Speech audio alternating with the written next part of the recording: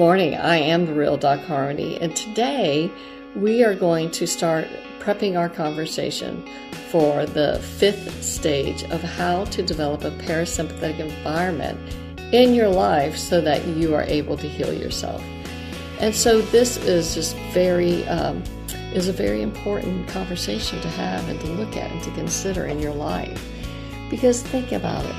When we have toxic relationships in our life, I just know in my own life, the burden and the time waster and all the distractions, and then even when I'm trying to meditate, all I can think about is, this person should have done that, and this person should. I'm just such a busybody, right? And so when I think about relationships in my life, I am working on making sure that relationships in my life nourish me and they support me.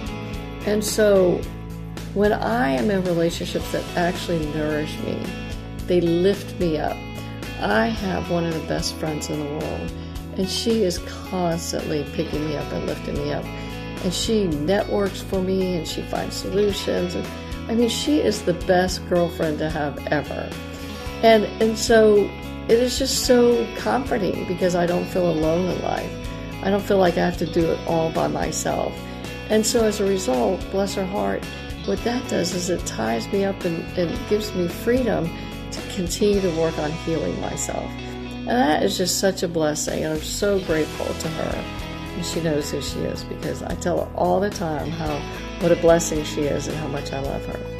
And so when we are having these healthy relationships in our life, it's important to remember you cannot have them in a dysregulated state.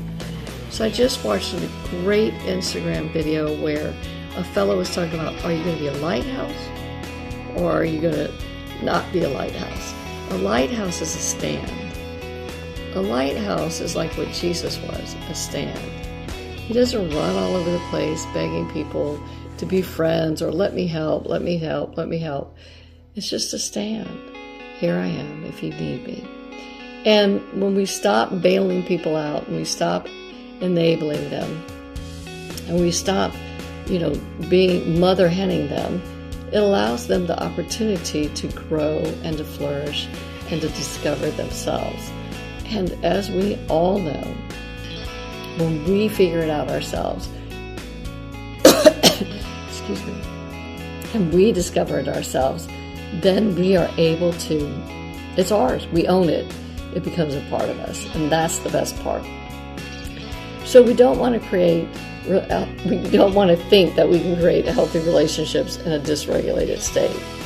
And so this is why, as you all know, I teach the Queen Circle for women.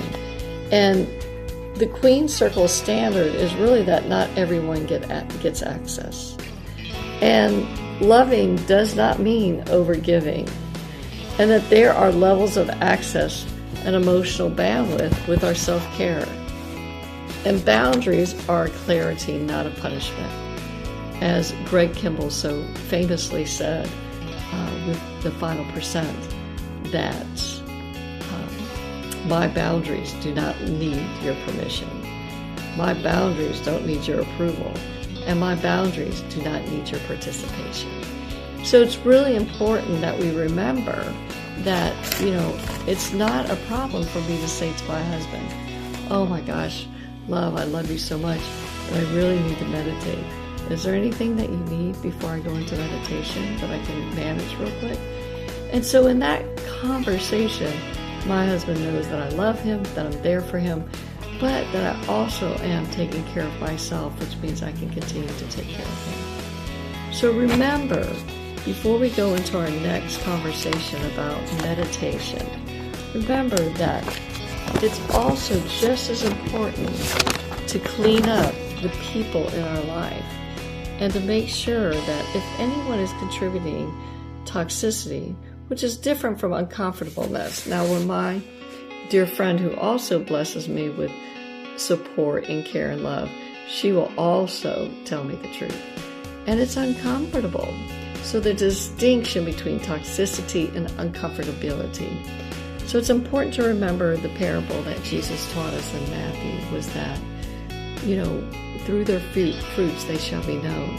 But prior prior to that conversation, he went through and talked about how the farmer laid seed, and he laid it in the soil that wasn't thick enough, and which sprouted, and it was parched by the sun.